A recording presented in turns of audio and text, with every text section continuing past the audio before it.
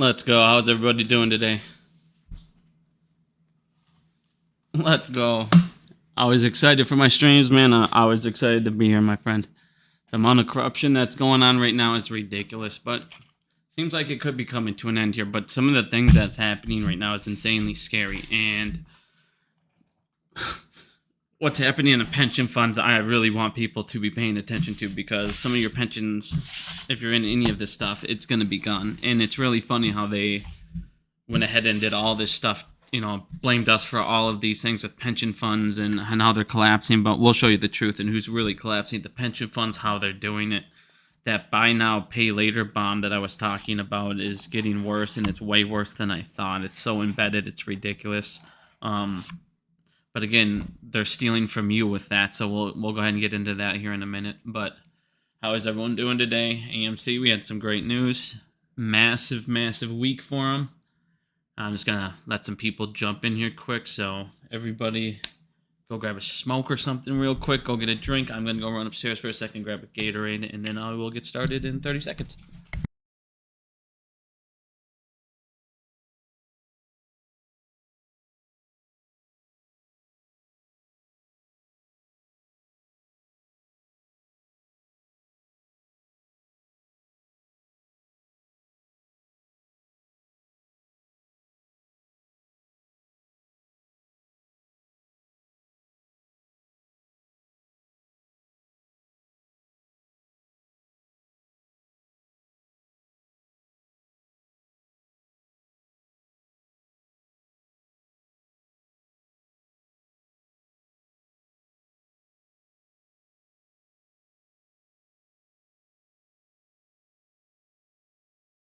Alrighty, let's go. We got enough people here today. How's everyone doing today? Let's get started here. So we had some great news today. AMC Theater records its most attended and highest grossing week of 2024. Now, I told everybody not to sleep on those children movies, and our number one movie was that Inside Out 2. It was almost broke Barbie's record there. So again, guys, never sleep on those children movies. Give me 1 second.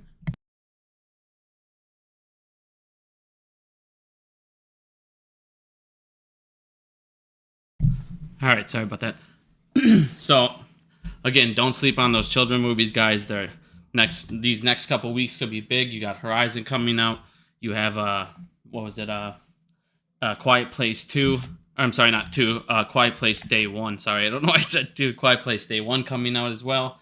So we still have a whole bunch coming out this month that should make this a pretty good month here. Actually, it was looking really nerve-wracking there for a little bit, but if you guys look at what we're at now, we're at 1.423 with a couple weeks left here. So I believe we can finish this about 1.78 to 1.834 around there. You guys right now is key. Go see a movie. If you haven't seen a movie, now is the time. You got a ton of great movies out there right now. This is huge for us. We really need to finish this quarter strong. We really do. If you guys don't want dilution, you got to make profits. We got to not have a ton of cash burn. Like I said, guys, go to the movies, see a movie. We need it. But again, there was 3.8 million people at AMC this weekend. That's a ton. We need that to keep going. And like I said, the number one thing about that 3.8 million is a lot of it was going to be children for that children's movie. So one of the things about that is it's going to sell a ton of merchandise, and it's going to sell a ton of candy and concessions compared to if it was a ton of adults going. So that's always good as well. So like I said, it could be keep seeing movies, guys. We got to keep seeing movies. Another thing for AMC, Megaopolis is actually set to release now on September 23rd, and it's picked up by Lionsgate. Now, I wanted this to go to AMC distribution for a long time there, but then it's like you're hearing, it already went out overseas, and you're hearing all those bad reviews, and you're hearing a lot of not so good things about it, and you heard how much money he wanted for Megaopolis, so it's like, well, at least it's still another movie that will be out there. So again, more content. That's the one thing we are lacking right now, is just content. So again, I'm going to go see this. I don't really care about the reviews. I never care about reviews. Most of the worst reviewed movies, I think sometimes, are actually the best movies. So they just don't like it if they're not woke and all that garbage stuff. They got to appease to their fan base. So I'll definitely check this out still, though. But again, guys, We're at 1.4. If we get to about 1.8, we'll be feeling pretty good. So again, these next 2 weekends, you'll still have Inside Out 2, which will still post pretty big numbers. A lot of kids that didn't see it are going to see it this weekend. Father's Day could have also affected movies. Maybe the dads didn't want to go out and they spent that time going to, activities with the father instead of going out and see a movie. So next weekend could still be a massive weekend for Inside Out 2. You could still break another 100 million over that. So again, we need about 1.85, 1.9. If we get to about 1.9, we're feeling pretty good, but that's setting the bar pretty high. But again, guys, go see a movie. Go see a movie. Now, GameStop, a lot of people online today on Twitter, I don't know why, were upset about the meeting. I don't know what you guys wanted them to say. A lot of people are super mad because he was unable to say, like, hey, this is my strategy with the $4 billion in cash. He can't do that stuff. A lot of people are like, well, you could have said, like, invest. He can't come out and say, I'm going to invest the company money into these stocks. He can't come out and say, we're looking into these company mergers. He can't give hints on things like that. I mean, you'll get the SEC knocking on his door. So there's things that you guys wanted to do that he can't do. So that meeting today, I mean, I didn't expect much. I mean, even if you looked at AMC's last meeting that they just had, there was nothing. It was just like, here's our proposals, and yeah, they didn't really talk about much else. So it's like, I expected the same thing to go with GameStop. That's why they probably, a lot of people, I don't know. Like I said, I don't know what people wanted him to say. He talked about how they needed to start to create revenue streams and things like that. So you would have to assume that's where the money's going to go. And that's kind of hints like, all right, we need to start focusing on revenue streams. Like I said, they only had 32 million in cash burn. That's not that hard to get away. Like, that's not very much. You can definitely make that up very easily. So again, GameStop, I don't know what everybody wanted them to say. Of course, this is what they do every meeting to people that are going crazy about the price. They do this on every stock on every meeting. They tank it and they say, no matter if it's great news, look at AMC today. AMC, we had our best weekend all year, and the stock price goes down. That makes any sense? No. They already have this shit written up for you and ready to rock. So they were going to drop it short, same crap, and guess what? It will rebound here. Within a week or two, you'll be just fine. It might rebound tomorrow. It always does. So, like I said, I'm not too worried about GameStop right now, but I don't know what a lot of people wanted Ryan to say today. But I do really... How's the mic going today? Matthew, holy crap, buddy. Thank you very much. I really appreciate that. Baby Bigums really appreciates that. We're about 6 weeks away. God, I'm so excited. About 6 weeks away. Nah, man, seriously though, thank you. I really appreciate that. But I want you guys to listen to this. It's very important because I've been saying this forever, and I told you guys about 2 years ago. There's only a couple paths that can happen. There's only so many forks in this road because of what they're doing. There's only so. I mean, it's just logical. You don't have to be, in finances forever just to see what's happening. I've been explaining this forever. It's very simple. It's just logic. When you sit there and borrow money, and you sit there and print, and you sit there and you steal from your middle class, which is who you tax, and then you spend more, and you keep adding to a deficit over and over, and it reaches a number that is unfucking heard of $34.5 trillion, up to $34.7 trillion now. When other countries start to see weakness, they're going to exploit it, and that's exactly what the United States is running into. The problem is in the United States is the corruption level has been too high. It's to numbers that are unfathomable. You're talking trillions and trillions and trillions of dollars have been siphoned off. Now, I posted this, before I get into this, just look at this quick. I posted this the other day. I mean, I've been saying this since my first video 3 years ago. All of this shit starts to go into the derivatives market. There's 203 trillion in derivatives held by Goldman Sachs, JP Morgan, and other top banks, causing the everything bubble. Of course it is. It's because that's where they're throwing everything. It's where their little black market is. It's where all the corruption is. It's like, just look at this. This alone should show you how insane this is. The top 3 banks, Citibank, JP Morgan Chase, and Goldman Sachs, have over $160 trillion in derivatives. What are we doing here? You know what I mean? Like, what are we doing here? So you have all of these guys continuously, and then they printed with COVID, and then they funneled that money out. And then what you find out what is happening in the stock market. I'm going to show you guys something here in a second with these pension funds, and I really, really want you to listen to that part. I don't care about anything else in this video. If you have a pension fund, you need to listen to this coming up, and you need to fucking get it out or do something with it, because it's scary. This is nuts what they're doing right now. We'll get into that in a second. A lot of people are going to lose everything in their retirements. Like, this is unfucking believable what they're doing. But let's get back to this. So anyways, you destroy your middle class. You stop taxing your rich. Your rich now are setting laws to where there's monopolies left and right. You're killing off all the middle class companies. So guess what? You're getting less and less sales tax. You're getting less and less taxes all around, because now you have less people working as well. And then they sit there and they say all this, oh, the jobs are great. Well, of course they're great. What are you doing? This is one of the number one things to look for in an upcoming recession. Now, I showed you guys, where the fuck is it? Of course, it's the one I think I closed on accident. All right. Yeah, here it is. Okay. So one of the things you look for in a recession, and it's always a key indicator, and it's been a key indicator in the last 50 years. Every time this has spiked rapidly, guess what happens? A recession.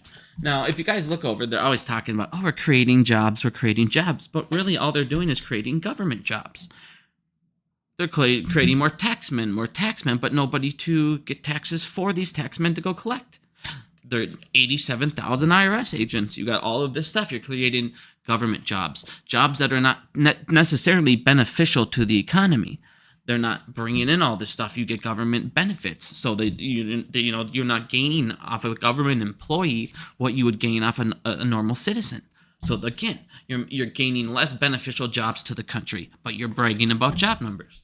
So when you look over here, you had the petrodollar contract go in a set, which we'll get to in a second. So, Larry Fink's sitting down and people are talking about, why is everybody going to the, silver? Why is silver rising? Gold. I've been talking about silver and gold for 3 years. Get into it. That was the best safe haven. And guess what? It's your best safe haven. The value of gold has actually just gone up, while the value of the dollar has depreciated. So again, people that listen to that, you're happy as hell right now. But again, it's going to continue to rise. And not only that, you're getting more and more. And the United States is getting deeper and deeper and deeper in this debt spiral. And they're not going to be able to get out. Now, one of the things that I want you to listen to is Larry Fink here, and then I'll keep going. But listen to what he says here. It's insanely important. The GDP is 129%. No matter how much we tax, how much we cut or reduce that debt, it will not be enough. The only way we can achieve this future of growth is by truly growing out of it. But just growth is becoming more important because we need to be focusing on... This is just mumbo jargon crap. Don't listen to it. I'm just going to fast forward for about 30 seconds here. Now listen to the rest of this. Countries will be on demographic downslope. Working age population will decline. The ceiling on growth will get lower and lower. This is why building new infrastructure is critical, especially through public-private partnerships. Infrastructure investments is a counterforce to the high-debt, low-growth economies. I mean, he's literally saying we have high debt, we have no growth, our debt is beyond what we're growing, the infrastructure is dying, it's unrepairable, and we're going to need to, instead of focusing on saving it, we're going to have to focus on creating new infrastructure. But not only do we need to do that, because listen to what they're doing. This is how you reform and make them also in charge and run everything even more than they do. So now he said the key word here, listen to this at the end one more time. Traffic downslope. Working age population will decline. The ceiling on growth will get lower and lower. This is why building new infrastructure is critical, especially through public-private partnerships. Through public-private partnerships. So in other words, mass corporations and firms. So they want to reorganize and redo everything and redo the entire financial structure, but they need these giant, rich corporate firms that are already crushed and collapsed the first infrastructure. So they want to, instead of refocusing and refixing this, they want to what? Make CBDCs or make a new type of system. Tokenization. Any way to continue to this sham that this country's on. Because when everyone wakes up, the game stops. It's just like in A Bug's Life. We're outnumbering them 1 billion to fucking 1. As soon as the ants wake up to, hey, you're slaves, eventually something's going to change. It's just like when we had this cat system. The cat system, what did we just talk about?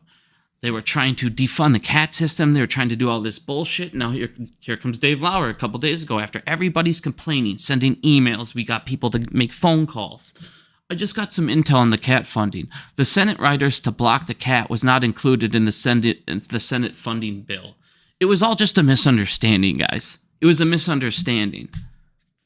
Don't worry. Too many people showed them that it would actually make them lose votes. It's a misunderstanding. Pieces of shit. Like I said, the government's corrupt as hell. It's unbelievable. And then you go back to what's happening again. So you go back and you look at what else is going on.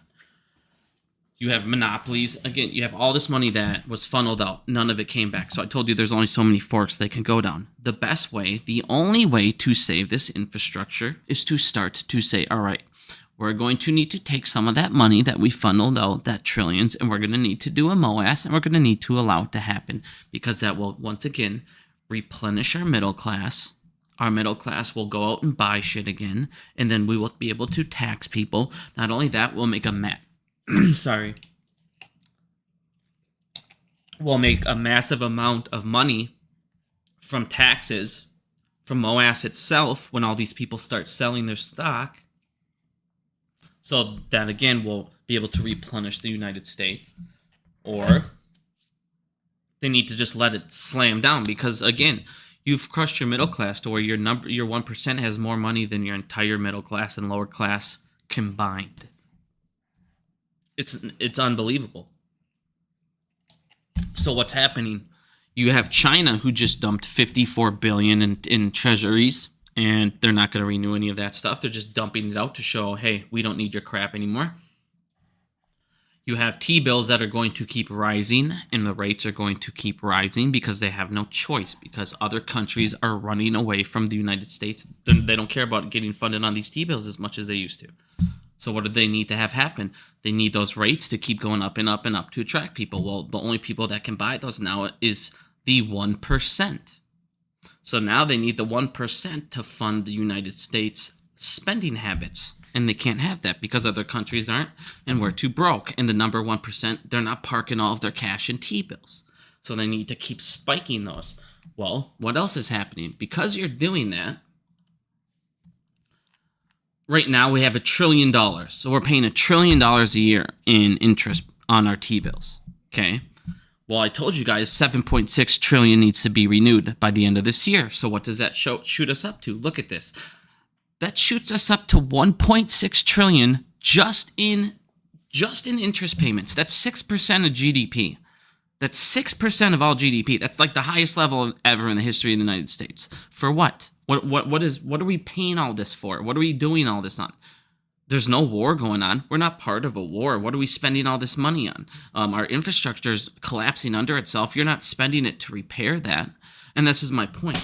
Instead of these guys focusing on fixing these problems and fixing the country for the rest of us, which is why I'm telling you, these certain areas are insane. I'm not saying it's not financial advice. I'm just saying this is where I believe is a smart position to get out because the dollar is going to fold on itself at some point. Other countries are getting away. Now, on top of that, you just had Saudi Arabia. They had a 50-year-old petrodollar agreement where everyone had to trade. They traded in dollars for their oil.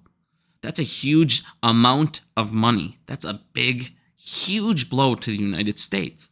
Well, they're not going to do it anymore. They said we're no longer going to renew this contract with the United States, and we're now going to trade in all of these currencies.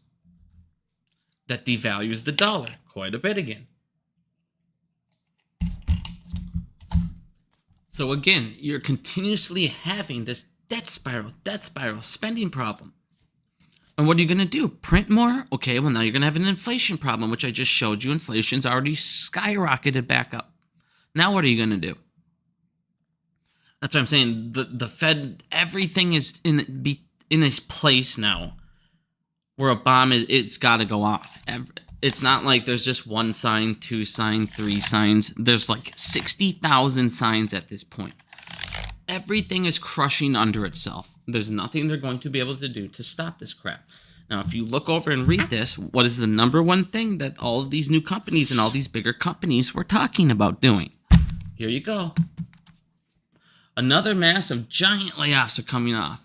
If you look at corporate transcript mentions, the number one thing that you're seeing is operational efficiency, which means layoffs, which means we need to make sure that we do enough layoffs to all these stores are getting to be more profitable, because we're not making profits any other way and demand is not there. So we're now going to need to fire and fire and fire people.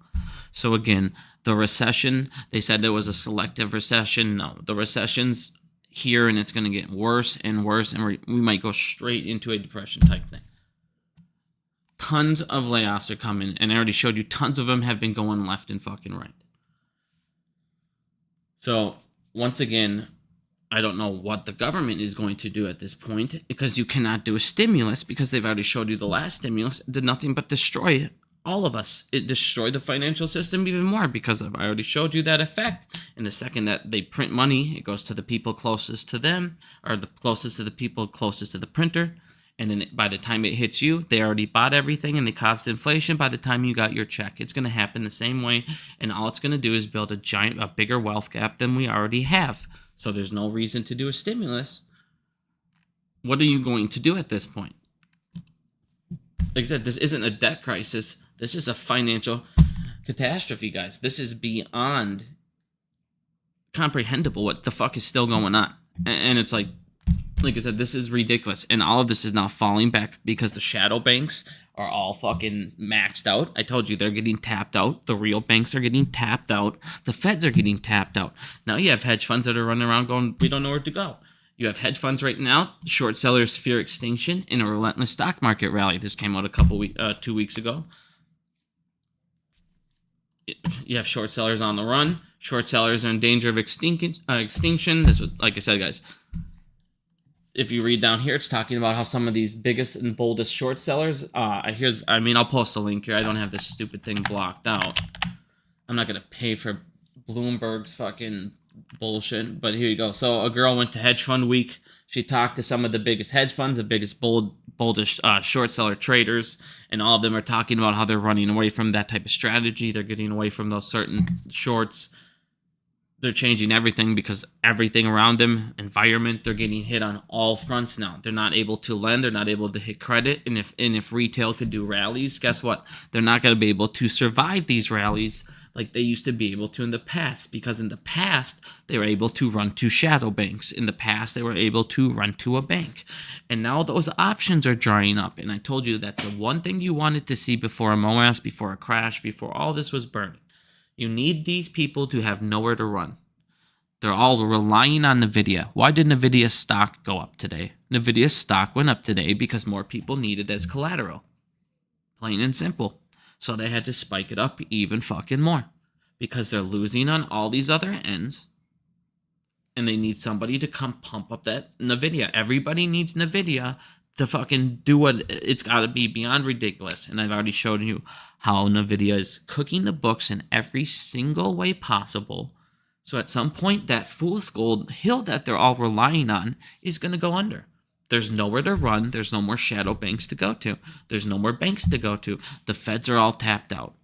If you don't qualify for the discount window, you can go to the secondary market at the feds, which, if you guys have looked, the secondary market in the Fed lending program actually has been rising up quite a bit, and it should be over $1 billion soon. So some of them are actually running to the Fed's secondary window. Again, that just shows you they're running out of places to go. So when this commercial real estate bomb comes up, they're already cornered now. And this is what I wanted. I want them all fucking cornered. I want them all on one hill. I want them on a hill of fool's gold where they have to fake the numbers. I want the numbers to come out. The Doge, I showed you how many other companies are investigating NVIDIA right now because they've been doing the same shit. It's a fraud. It's a Ponzi scheme. And when that comes out, the news will come out, that stock will plummet. Now, on top of that, Tether just came out and they said they're the world's largest stablecoin. They've created a new synthetic dollar that is backed by gold. So again, you're going to have more competition. You have more cryptos coming up. A lot more people are going to jump into cryptos, get out of the dollar. And that's, again, more nightmares for the United States and more nightmare for the government, because it gives us more options. And again, it makes less demand for the dollar. When you have other countries and other contracts coming up and other reasons for people to get away from the dollar, and now you have your own citizens getting away from the dollar and they're moving into cryptocurrency, you can now see how you're going to depreciate the dollar. Again, demand will go down and down, and now that's a matter of national security to them, because we're hurting the dollar. We're hurting it, not the bankers and not the hedge funds and Wall Street and all these people that have literally destroyed it for years and literally have tanked the dollar. No, it's going to be us. And I've told you they'll always try and blame it on us. Now, one of the things I want to really get into. So, if you have any kind of pension, this is the most important part of the video. Over the next 10 minutes, this is all you should be listening to. So, I've told you guys about buy now, pay later, and how it's a Ponzi scheme, and they don't do credit checks and all this stuff, and we'll get into that in a minute. But one of the problems is basically what these are is they're subprime loan. Every time somebody does a buy now, pay later, it's literally a subprime loan. It's like the same thing that they did back in the day. It's just not with the house. It's with items. It's with a big item, a small item. It doesn't matter. A whole bunch of items. It's with items. Okay. So what these things do is they're low credit check. They'll give you whatever. They don't care. You get the loans. So one of the things that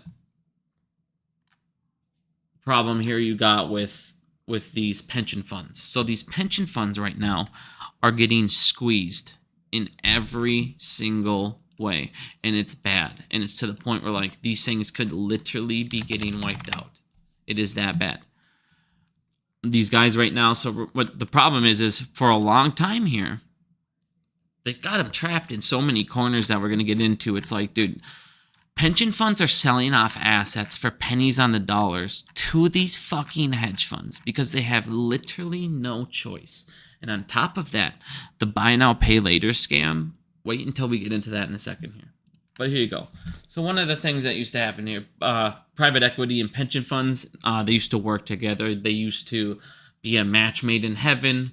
And now they're saying that the honeymoon is over. The payouts have dried up. It's now creating expensive problems for investment managers overseeing savings of worker retirements. Now we're going to get into how bad this is and some of these things here, because a lot of these pension funds are just, they're screwed. They're out there taking loans. They're out there betting loans, putting it in. These guys have like short and distorted pension funds. It's unbelievable. And then they like, to get them, I'll get into it in a second. It's unbelievable what they did here. So, okay. To keep the benefit checks coming, a lot of these pension funds, because of how they got tied in with these guys and these contracts and all this shit, right? They've been getting high returns and all this stuff. Well, now they're getting screwed. They're getting destroyed on everything. So to keep people's benefit checks coming in on time, listen to how scary this is. They're taking out loans. Not only are they taking out loans, look at this. They're unloading investments on the cheap. Or they're turning around and they're borrowing. And they're doing what they do to the stock market with warrants. They're basically like, hey, do this and this and this, and if this happens and you make this much back, you have to give us money back. It's like the same thing, just reworded. They're pretty much short and distorting all of these pension funds. Tons of them. California Workers Pension Fund. Listen to this. To keep benefits check coming on time, these managers are unloading investments on the cheap, or they're borrowing. This is a costly measure that eats up returns. California Workers Pension Fund, the nation's largest pension fund, will be paying more money into its private equity portfolio than it receives from these investments for 8 years in a row. So for the last 8 years in a row of benefits, they're about putting all of that and then more in just this year, because they have to make up on all of these losses. They're burning and burning cash, and it's because of the contracts they have with these piece of shit private equity firms that I have been talking about, the shadow fucking bank, and it's going to be a massive problem, and tons of people are going to lose their retirements, because the retirements, without them knowing, are borrowed off already on other loans, and these guys are already losing money to where they can't pay it back. So they're just taking out more and more and more loans. This is an insane thing that's happening. You got more money, you got a lot more money going out than a lot more that's coming back. These guys are selling off assets. They took a 4.4 loss in the UK pension plan last year, and it's largely because it sold off private assets at a discount. They're attacking all of your pension funds, and now they're making them sell assets, and you have Ken Griffin going on TV saying, it's these Redditors that are fucking up these guys, these teachers' pension funds. Do they feel good? Do you guys feel good? As they're literally coming over here and destroying your pension funds through these fucking loans, through these contracts, the exact predatory loans that they give to people in the stock market, attached with warrants, convertible notes. They're basically turning convertible note terms into fees. Same thing. They're destroying your pensions, and then to make it even worse, pension funds right now are losing money on treasuries. Remember, I showed you they're underwater on treasuries, and they can't get out of them. They have to hold them till maturity, and they're pretty fucked. So they're going to take a loss there. Pension funds also have mortgage-backed securities, commercial mortgage-backed securities, and those are underwater. So they're taking hits on those. They can't get out of private equity, as I'm now showing you, because guess what?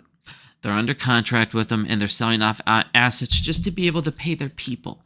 This is just to be able to pay your people. This isn't to suffice your loan. This is to pay your people back. You still need to pay your loans back. And guess who's going to pay it? Everyone else in those pension funds.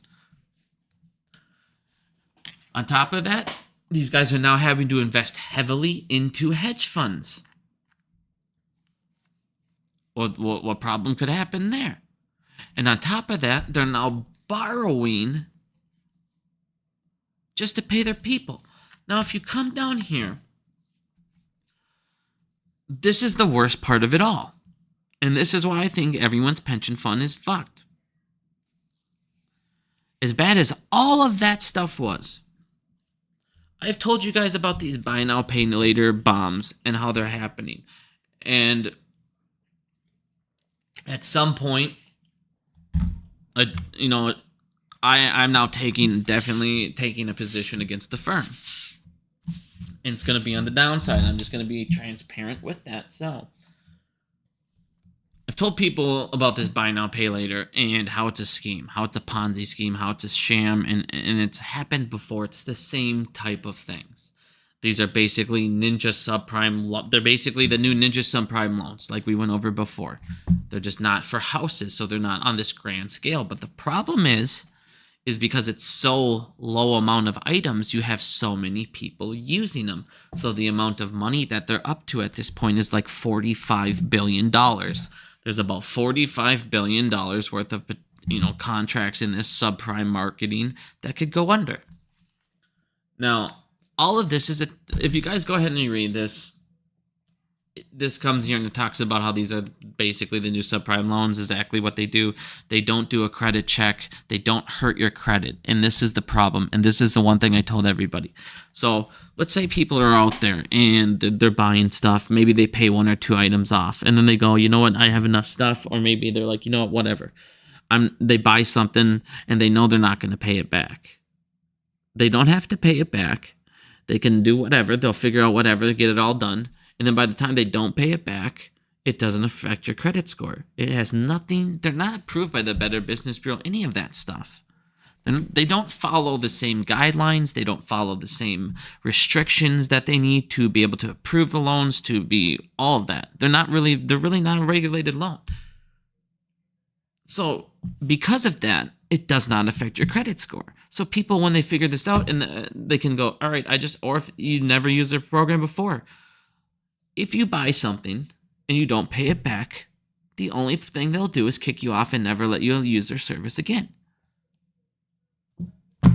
It doesn't hurt your credit, nothing. So when people sit there and figure that out, guess what? They're not going to pay their shit back. And it's going to go worse and worse and worse, and it's already building up right now. Now, do you guys remember a lending club? And how a lending club came out? And, well, here's what a lending club looked like. Here's its IPO. It came out, it was massive, and what happened right away? Just like with the firm. Board members sold off stock. They sold off stock. They made millions of dollars. Everything was looking like it was going good, and all of a sudden, lending club, all those things, nobody was paying back their loans. It came into a huge problem, kept going down, and boom. You have the same exact thing going with the firm. It's the same fucking thing. It's the same goddamn Ponzi scheme. You literally have people that, if you can't go get a loan with a bank, you just do the buy now, pay later thing. If you don't want to buy now, pay later, you could just get now and not pay back. It's that simple. It's a giant Ponzi scheme that I showed you. If you look at the charts, they literally follow the same fucking thing. They literally follow the same exact pattern. It's the same shit. The problem is with this, and why do I bring these up? If you guys come down and you look at this, the way that these work is somebody has to be on the other end of these buy now, pay laters. Okay? They go out and they get a loan, and a firm goes out and a firm gets these little loans, okay? Well, they're writing these contracts to cover these loans and cover the obligations. If you guys look down here and you see the breakdown of the obligations and who's backing every time a buy now, pay later loan goes under, who's backing it? Who's taking those losses? Pension funds. It's fucking pension funds. They got these goddamn people into contracts. Look, they got these guys, almost 50% of buy now, pay later back loans are financed by a fucking pension fund. So when these people are sitting there not paying these loans back because they don't affect their credit score and there's nothing that can happen to them, it's more than likely backed by a pension fund. Here's your breakdown. They go out to these guys.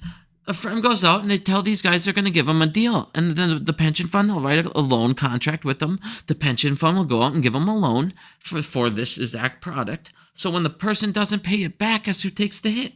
The pension fund does. A firm takes it and then a pension fund does.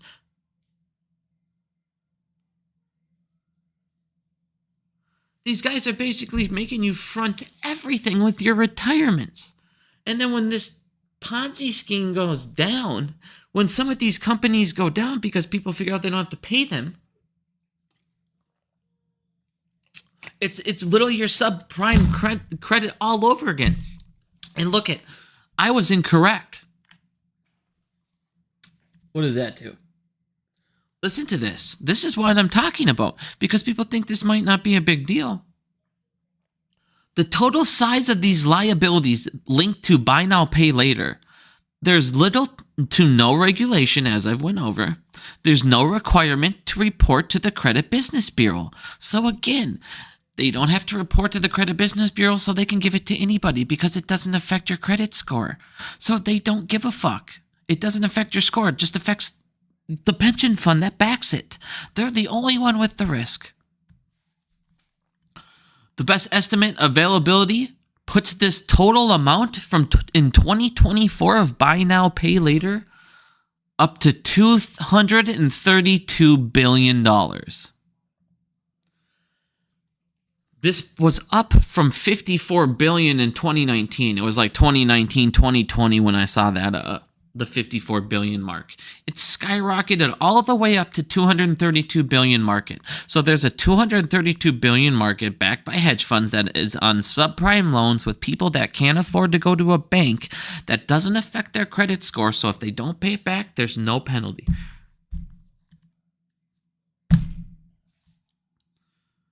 It's literally the shadow banking driving it all.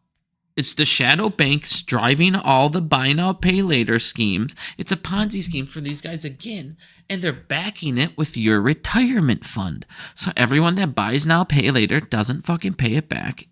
You paid for it through your retirement.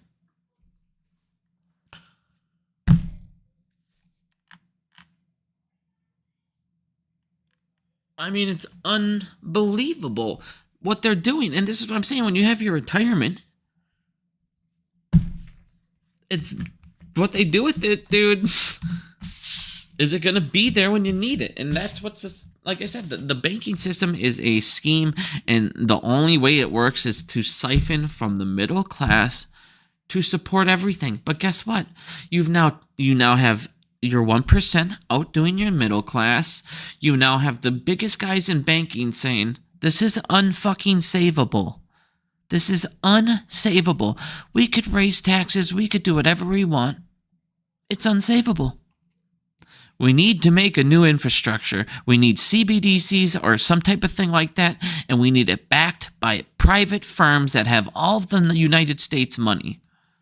So they can be in control, and we can now literally have legal slavery in the United States because we will write the laws, because we will run the fucking financial system, and we will own the lobbyists and all this shit. And it gets so ridiculous. I want you to see this, dude. Look at this fucked up shit. To prove my point, can you share that article? Which one? This one? Yes, of course. Also, I have some exciting news. Dario. He's Dario on Twitter. Just Dario.com. He's insanely smart in finances. I look to him for a lot of stuff. There he is right there. He's insanely intelligent. I'm going to have him on, and we're going to do a stream.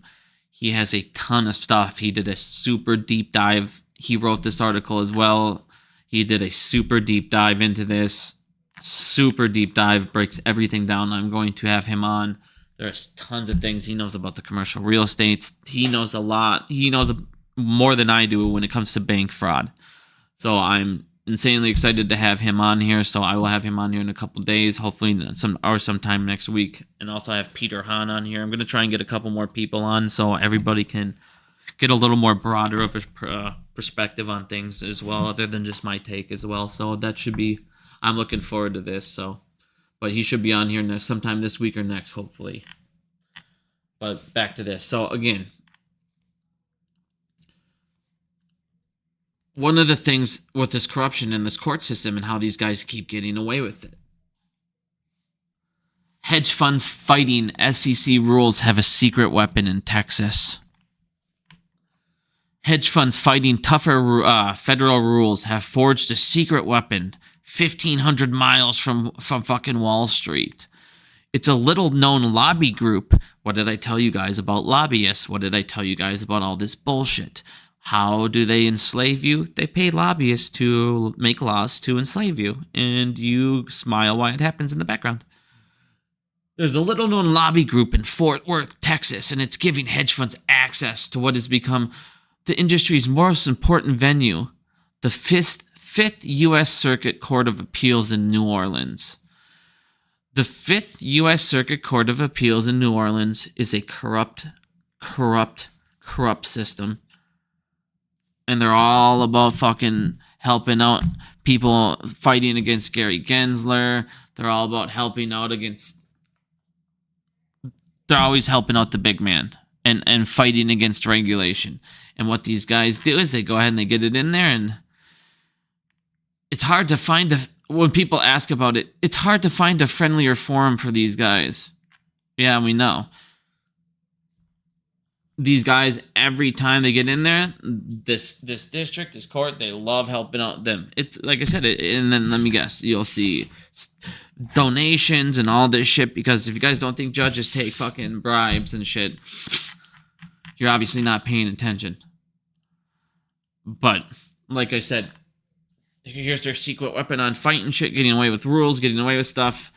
They lobby, they get things, they lobby to these guys, they get it moved to the 5th Circuit Court of Appeals in New Orleans, and then New Orleans always backs them. Gong show, Ponzi scheme, paid off corruption, court systems, classic. Fucking classic. But one of the things that came up, the other day here, because I don't know if you guys have been listening to this Archegos trial and listening to all this testimony and all these people telling on Bill Huang. This thing is insane, if you guys, and this is why I've been talking about family offices for 3 years, dude. Family offices, everybody's running over to these private family offices, these equity firms, they're gaining leverage through them. They're dropping some shit off over there because they don't have to report and all this stuff. And it's like, you go over here and you look at Bill Huang, and they sit there and they act like this guy is this horrible criminal and he's done something that's unheard of, and this is such an insane amount. But then you go over here and you look at stuff. So when they wrote regulations and they wrote rules and they wrote all this stuff for family offices, there was only a couple hundred family offices. It was not a big deal, and that was worldwide. Well, if you guys come down here and look at all this stuff, it talks about, I'm not going to buy any of this shit. If you have Bloomberg, here's the link. If you don't, I always have my girl Kristen here, who always posts what it says in the article, so I'm never going to buy this crap, but what he talks about in this thing, and what I've talked about for years, he talks about how there's trillions and trillions and trillions of dollars in family offices that are unregulated. And he's like, I don't know why you guys are acting like this is crazy what I did. Yeah, he was over leveraged by this insane amount. Yeah, it was billions of dollars. But everyone's doing it, is basically what he's saying. They're all doing it. So I'm no different than everyone else. And then if you look at this and this and this, it's like, okay, so if what happens with Bill Huang, what happens with Archegos, and those files needed to be locked away because I showed you he had a short position of $56 billion. Bill Huang in the trial admitted to a $56 billion short position. I'm going to say that one more time. This man in court admitted to having a $56 billion short position that was locked away by their government for 50 years. But he told you what it was in it. He told you there was a 56 billion short position. Well, what this goes on and talks about is, nowadays, if you look at the number of family offices, there's now 10,000 family offices. There's more than 10,000 family offices. And that was according to a study in 2023. Those family offices have over $2 trillion in what is reported. Just what is reported. Now, to give you a scope of reality on how big that number really could be, if Bill Huang says they're all probably doing this, and if you look down here, because they don't have to report their things and they can beyond make up their numbers.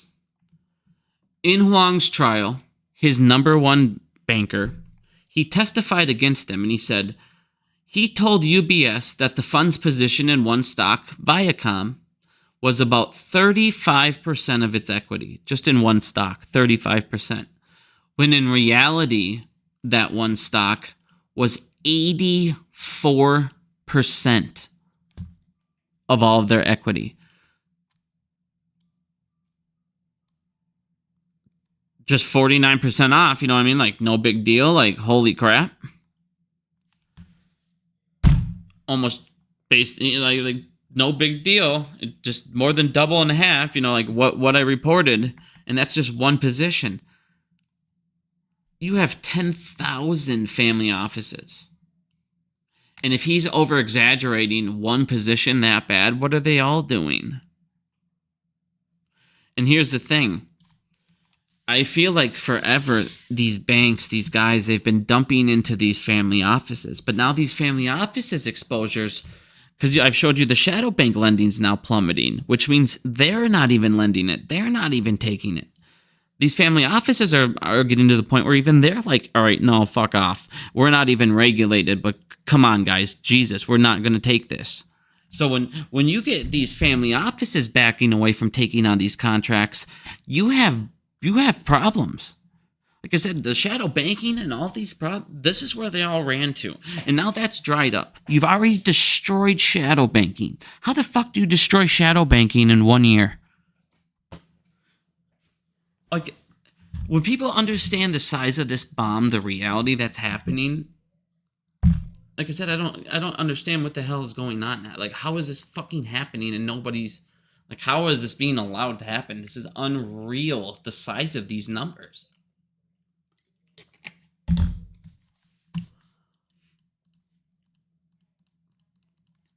But, like I said, I've always said forever, a family office in the United States will explode. And that might be the bomb that we've been needing forever. And I still believe that it could. I still believe that there could be a family office that will set it off. And there's just nothing they can do because the size of these things, the size of these guys' position. One family office had a $56 billion short position. How do you cover that? That means at the time it was worth $56 billion short. What happens if people found out what stocks they were? They could have rose that beyond belief. A $56 billion short position. Holy fuck. You basically shorted 100% times like 4 of the stock. 56 billion.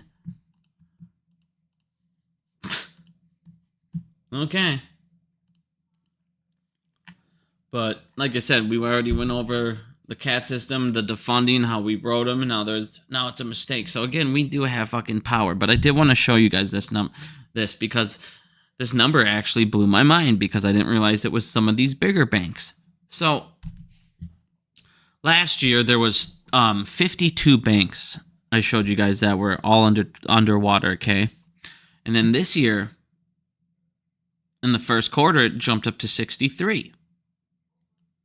1.4% of total banks are underwater. I'm going to say that again. 1.4% of banks are underwater. Now, I want you guys to look at this real quick because this is kind of crazy. So this shows me these newer banks, that these 9 banks that have been added, because if you read this next sentence, total assets held by the banks used to be $15.8 billion, okay? So in the fourth quarter of 2023, when there was 52 of them, it was at $15.8 billion. Now there's 63. You only added 9. You added 9 more banks. Now, after adding the 9 banks, total assets held by problem banks jumps up to $82.1 billion. So those 9 banks that were added, they have a lot. They're bigger banks. They have billions and billions of dollars. You just added like $67 billion. So you have 9 banks that just got added with $67 billion in assets. So these are bigger banks that are going to go down. I don't know which ones because they don't show you the exact names of the banks. But you're talking 9 really big banks at the start of this year are now underwater. So get ready for that, because if you have a couple of these massive banks go off with it, that could be the big start of the dominoes of that banking thing. Like I said, when these bank bombs go off and these commercial real estate bombs go off, they're not stopping it. It's over $1 trillion. Over $1 trillion. There's nothing they're going to be able to do. Now, I want you guys to look at other countries, because this is what's ridiculous, and this is why the United States pisses me off. This is how easy, you guys, it is. Listen, I want you guys to listen to this, because there is ways to stop this. Listen to this, because if the government wanted to stop it, it's possible, and I'm going to show you how. Stop it. Stop it in its fucking tracks. Now, if you guys we'll get into how to stop it next, but I want you to listen to this because this builds off that. So Barclay over in UK, I don't know if you guys just heard. I posted it like 3 days ago. Flow Bank over in UK actually collapsed. We had a bank collapse over in the United Kingdom. Now, since that happened, regulators are now starting to panic because they see that they can already see this their Archegos thing.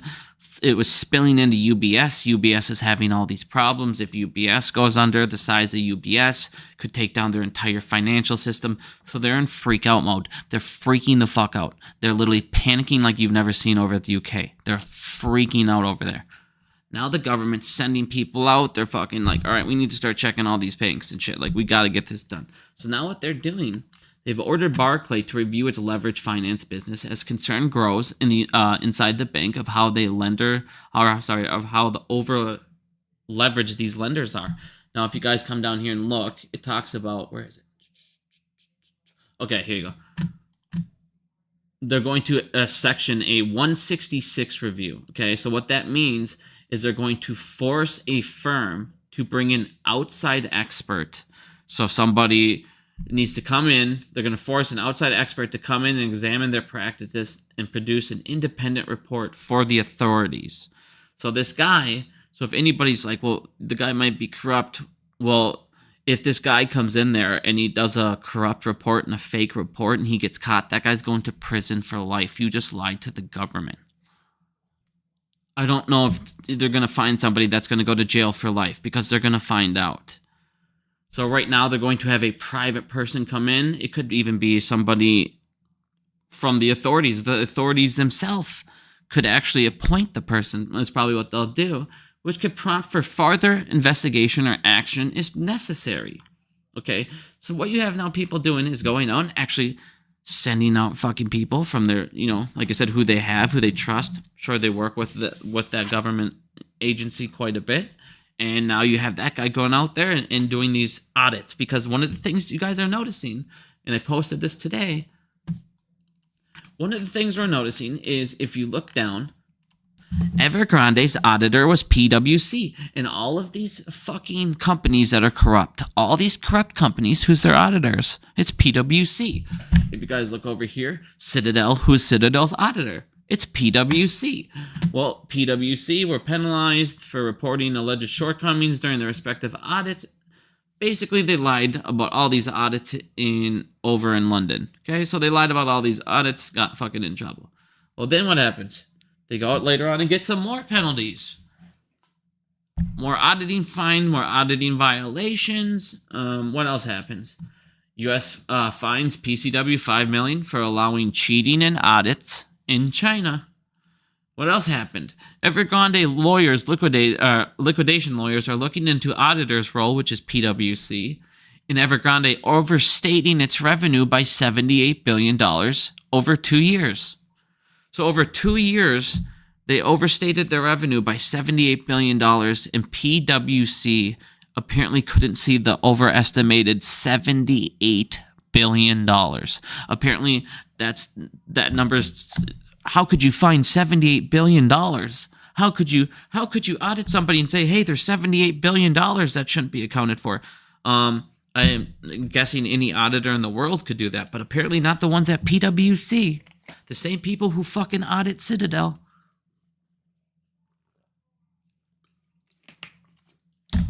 The same people who audited Evergrande and are continuously fucking getting fines. Great stuff, great stuff, great stuff. But again, the bank collapse is what we need to have with this Wall Street bomb fucking collapse. And I'm excited because it's fucking happening. But one of the ways you can actually stop this. So if you go and you look over at South Korea, what's South Korea doing? They opened bank. Hold on.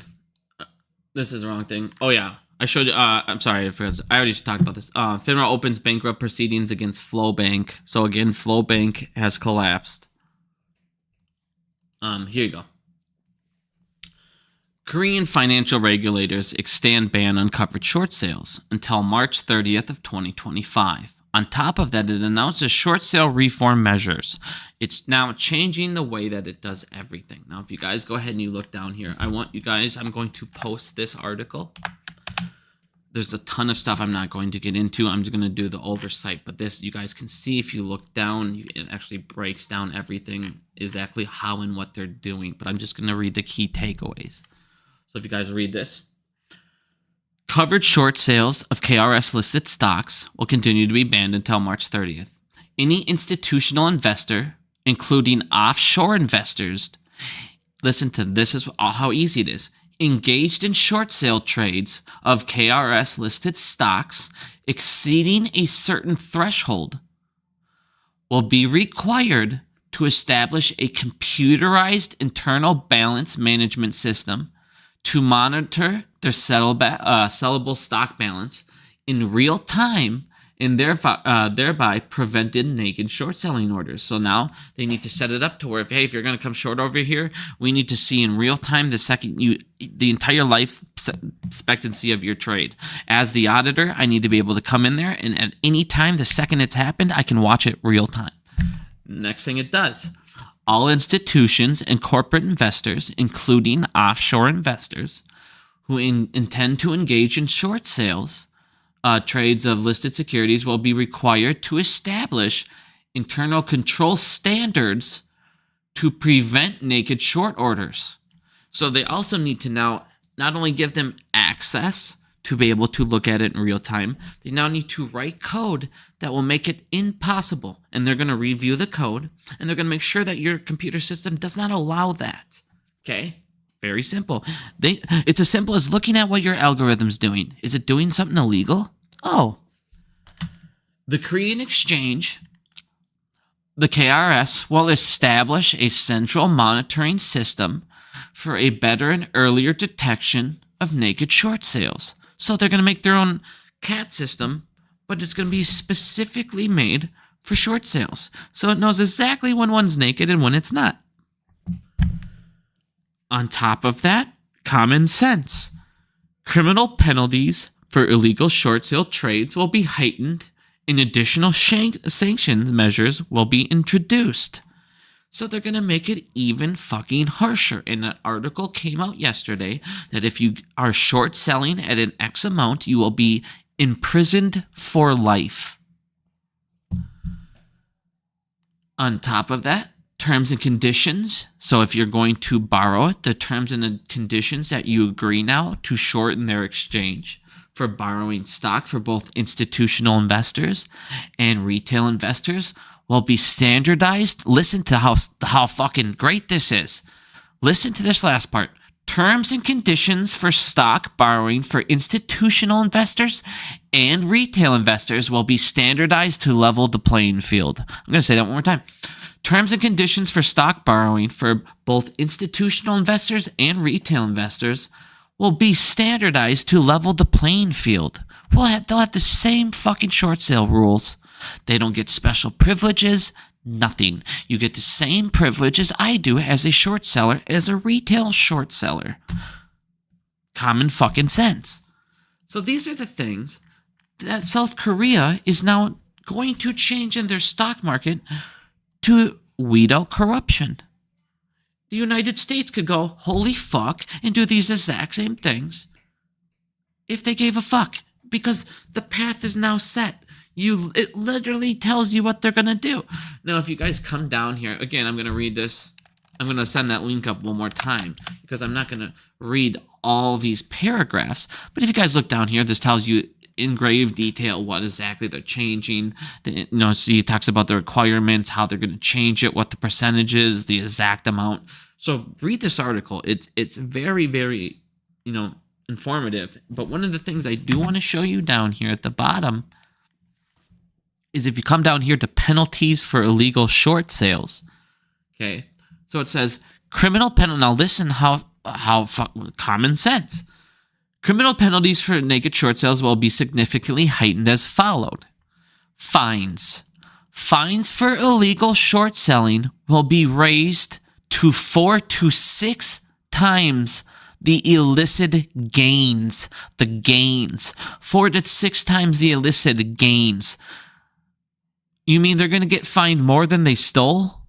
They're going to get fined more than they stole, 4 to 6 times the amount of what they stole. So if I stole $200 million, I'm going to get fined 6 times $200 million. I'm looking at a potential $1.2 billion fine if I steal $200 million.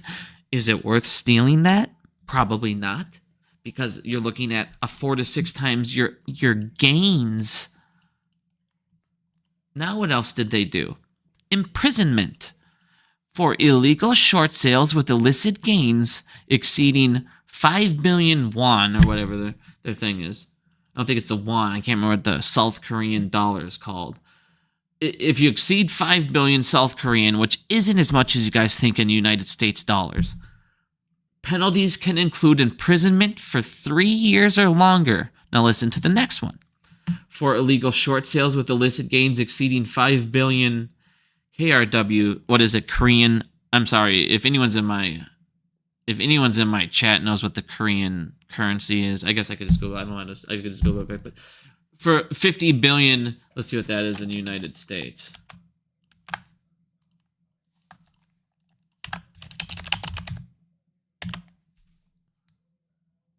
Okay, so $36 million. So it's the Korean won. Sorry. So it is the won. Yeah, I apologize. So anybody that does something over $36 million, if you do a crime and you do illegal short sales for $36 million, life sentence. It could include a life sentence. Sorry, I should have known the fucking Korean currency. So $36 million, and you get to go to jail potentially for life. Well, every single one of those fucking companies and corporations, they all do illegal short selling. Do you guys remember I showed you that the person in Citadel, do you guys remember that I showed you guys that worked in the Korean market, who worked over in China and all that? Guess what? He just quit. After all these new rules came up, he quit because he knew he was going to go to jail for the rest of his fucking life. In Korea. Who the hell wants to go over there for prison? So again, these guys are going to get caught. Other countries are actually starting to take fucking control of this shit, and this is why I'm so worried about the United States, because they're trying to stop it. They're going to try and fix their currencies in the United States, and according to fucking Larry Fink, it's unfixable here. More people are running from treasury bills. We're losing money through the fucking oil contracts. So this is a big deal, you guys. So again, if Korea can do it, we can do it too. Went over how short sellers are running away. That's all I really had to go over today, though, you guys. Does anyone have any questions at all? We went over AMC. I went over how it was the highest grossing weekend. 3.8 million people went to an AMC this weekend. Keep that up, you guys. Keep that up. Get this as high as we can. We're at 1.423. If we can get that to about 1.85, 1.89, it'll be we're gonna still come at a loss, but it's like compared to what we were looking at, it's not gonna be that big of one. PCW, Evergrande. Hey, Bigums, quick comment. Yes, sir. Like I said, guys, any questions? I'm looking at the chat now.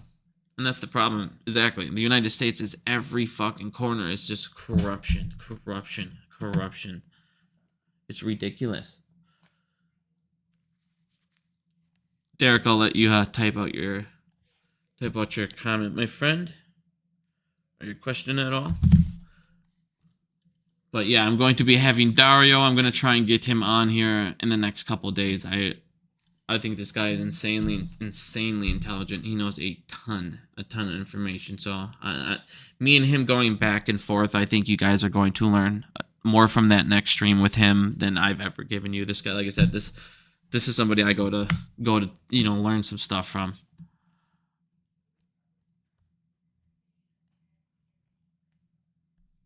GME thoughts on week closing price. I mean, I don't really like to do closing price.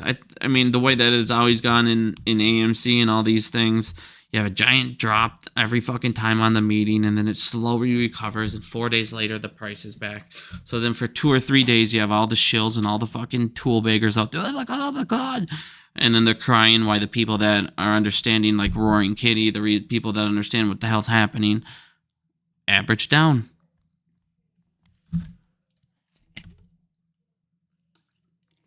Average down. You know, like I said, people don't be afraid to learn contracts, guys. Don't be afraid to learn options. Yes, you can. Of course, you can lose money. You can also lose money on shares, as people, tons of you have learned to see. Of course, you can lose money. You can lose money quick, but you can also make a lot of money both ways, up and down. And that's why I'm saying, guys, like a lot of people, you'll sit there, you'll go home, and you'll watch the same fucking TV show. You watch reruns. You sit there and you're bored. You play the same game and you're bored. Lately, what I've been doing is I've been trying to learn video games. Like, I've been making. I downloaded Blender and I'm trying to learn make a video game, because how cool would that be? But I mean, and then Unreal Engine 5 and stuff. And it's like, you guys, when you take like a half hour and just do something you've never tried and just try it, just put 5-10 minutes into it, and you suddenly realize, hey, I can do this, I can do that, I can do this. Be surprised what you can come up with, man. But like I said, learn options. Don't be afraid to learn any of that stuff. Watch some videos. Play one or two. See what happens. Maybe you make. And here's the thing: when you play them, here's one thing somebody told me that is insanely, like, yeah, I don't know why people look at it differently. When you play options, you don't have to fucking make $1,000 every goddamn time. You don't need to be up 500, 400, 600%. There are people that will go to work for 8 hours a day, make $100, $200, $300, and you're okay with that. But they'll take an option play, and you'll be up $100, $200, and you'll go up in maybe 1 or 2 minutes, 10 minutes, 15 minutes, and you're not happy with that. It's a mindset. $200 in 5 minutes is sick. You can make more than one trade. You don't have to. You know what I mean? I'm just saying. I mean, obviously, there's tons of ways to play it, but people that do it, like, that is my number one thing to people that I see when it comes to options. Like, don't leave money on the table. Yeah, it's nice when you get the thousands and shit like that, but you don't need it every time, I guess, is what I'm trying to get at. Like, it's okay to sell an option, you know, up even $80, $100, $200. That's more shares than you had.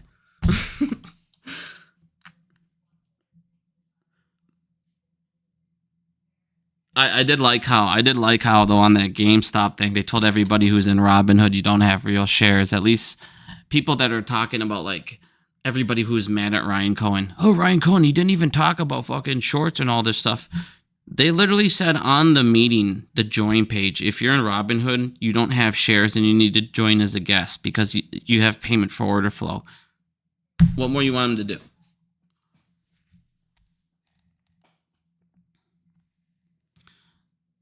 Join Blender Discord, how I pick up a lot of information. I use it for modding jewelry.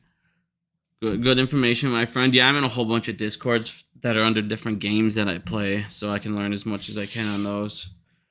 Like, my WWE game, man, is insane. Like, I have 50 characters. I'm trying to bring over more that I can do here, but I have like 50 old school Attitude Era characters. They all look insanely good. I love it, dude. There's nothing, when you get into mods, man, there's nothing cooler than making a game exactly how you want it to do.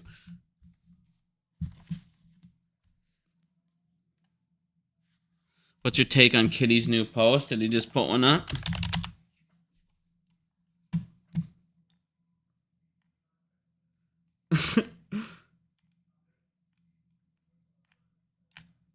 I don't know what the hell that even is. Is this a sad guy? That look when you had $1 billion only to get diluted. That's not very nice. It could all come back. I don't know. It looks like he's a sad face. I don't know what he's sad about. I have no take on this post, my friend. If I knew the movie and the content of what was happening, maybe I could know more, but I don't know. Just looks like a sad man.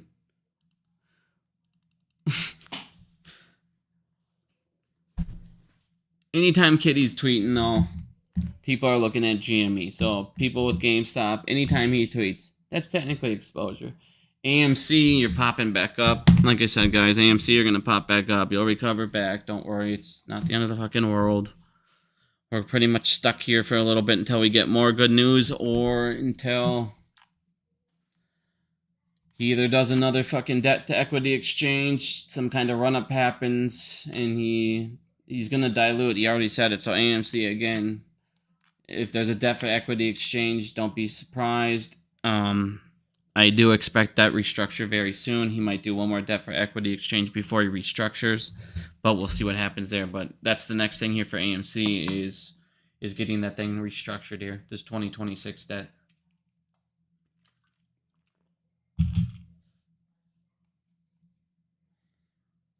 Are you aware of ASCB 42 and how it relates to AMC's debt? No, but I could look at it.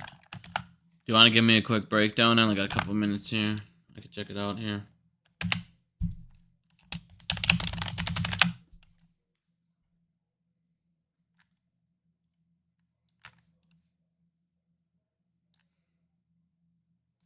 Oh, well, their balance sheet over there,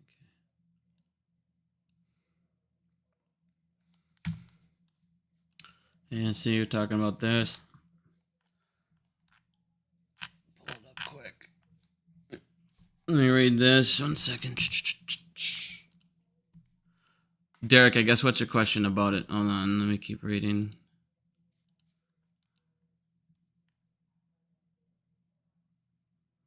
I'm not aware of it, but I will look into it now. What is your crystal ball telling you about AMC Q4 if there's potential rate cut? I mean, well, we're not going to have a rate cut in Q4, but AMC, I think the rest of this year should be profitable. We should kill it. I mean, Despicable Me 4 next quarter and then Wolverine, those two alone are going to be unbelievable. I could see them both doing $500 million. I'm dead serious. Domestic.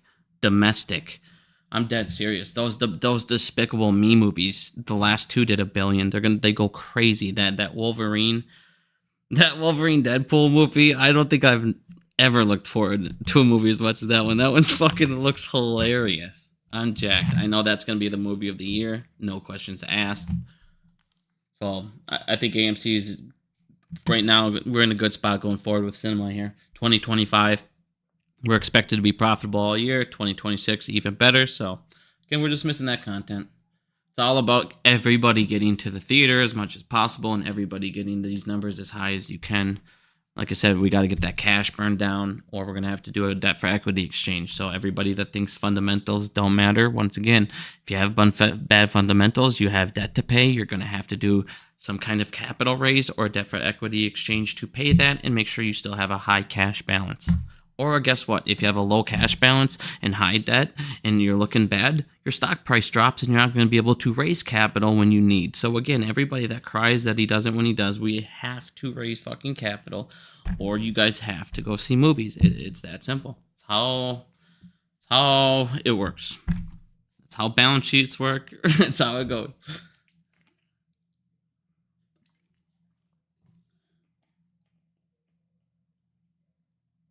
Related to lease obligations. I'll read it, Derek.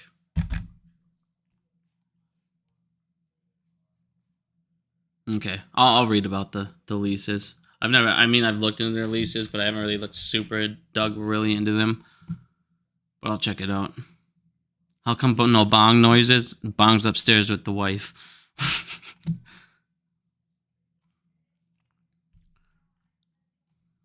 Now we got Pixar movies doing really well again. I think that Inside Out 2 over these next 2 weekends, both weekends could do over 100 million. So we could easily, you guys, like I said, if everybody now makes it an effort to go there, you could easily hit 1 point, especially with, Quiet Place coming out, the Horizon movie.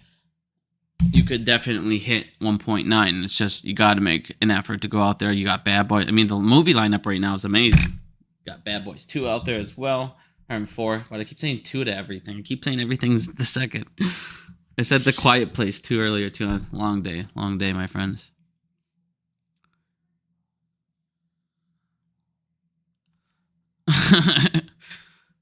Yeah, if you look at their balance sheet, go to liabilities, see operating lease. All right, I'll check that out, Derek. I'll definitely look into that, my friend. Whale's teeth charts. I'm not gonna go into his things, man. You got tutorials, my friend. But I'm gonna get going here, guys. Though I do have some things I gotta get going on today with the wifeys, so I do want to make a video here. But I will be getting a stream in here with Dario. We just talked about it, so I'm going to be. We'll be getting the setup here. He's in Europe though, so I'm gonna find a timeout with him. I should have that done here this week though. So like I said, I'm insanely excited for that one. But hope you guys have a great day. Thank you very much. I'll see you soon.